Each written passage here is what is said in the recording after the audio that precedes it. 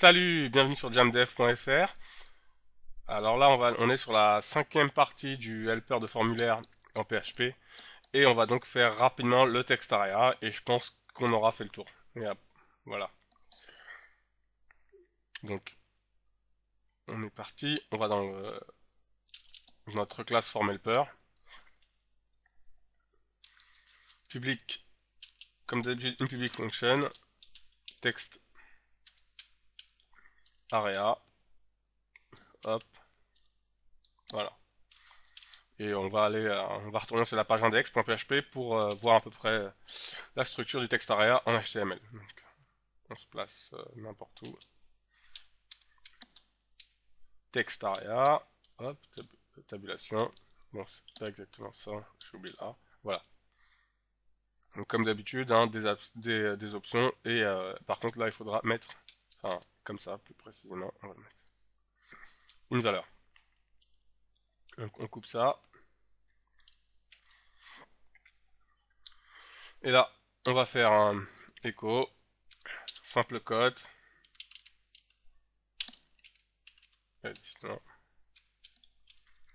On place notre code entre nos simples codes, comme ça, voilà, point virgule, extérieur, bien sûr, et notre balise de fermeture. Donc, il n'y a rien de nouveau, hein, c'est-à-dire que là, pour les options qui sont ici, bah, le name il va être obligatoire, donc on va la faire entrer en variable, et le reste on va le parcourir avec un for each. Donc là, on rajoute, on rajoute une simple cote, voilà, voilà. Donc il y a deux codes, hop, je coche comme ça, je remets un écho devant, le name, je remets des simples cotes, deux points pour concaténer, je mets $name, hein, il sera obligatoire. Ensuite, là, je vais copier le for each qui est ici, au passage, je vais mettre comme ça, là aussi. Je recopie ce for each là,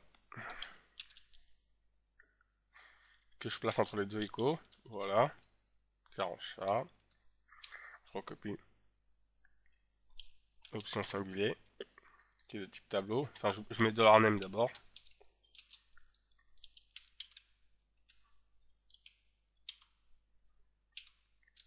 $name comme argument qui est obligatoire,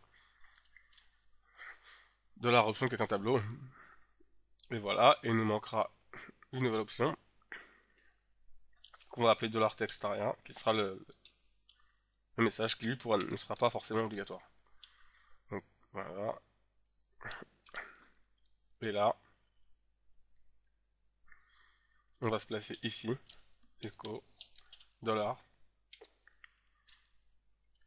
$textAria. On va tester ça. Je regarde rapido hein, si j'ai pas fait d'erreur grotesque, mais bon, a priori c'est à peu près bon. Donc dans l'index, je vais dupliquer cette ligne là. Je vais la modifier un peu. Donc là c'est plus un input, mais un texte area. Voilà. Ensuite, le nom on va l'appeler texte. Texte area.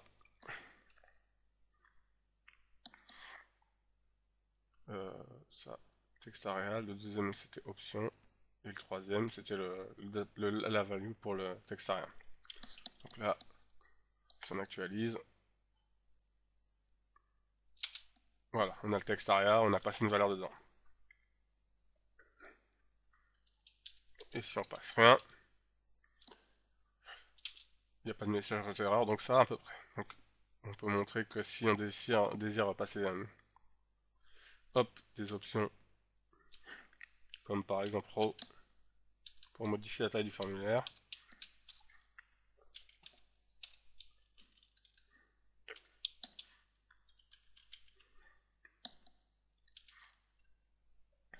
Je sais pas, je vais mettre 10.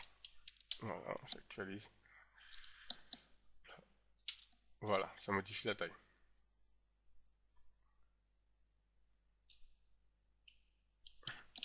Donc voilà. Donc il n'y a pas besoin de faire de test de variable puisque de toute façon il faut passer une variable pour en passer.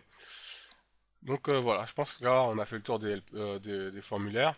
Ce qu'on pourrait faire éventuellement,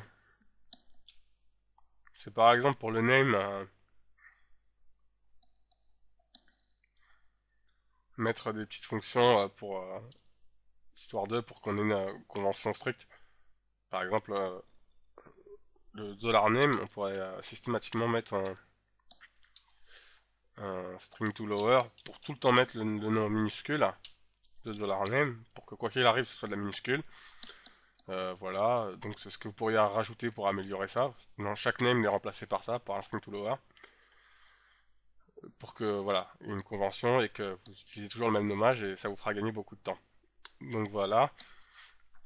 Donc ça, le père là, mettez-le de côté, et puis on le réutilisera pour un de nos prochains projets, à la limite même, peut-être même pour une cinquième partie, où on le mettra, bah, on testera un petit peu avec une base de données. Donc voilà, je vous dis à bientôt, ciao.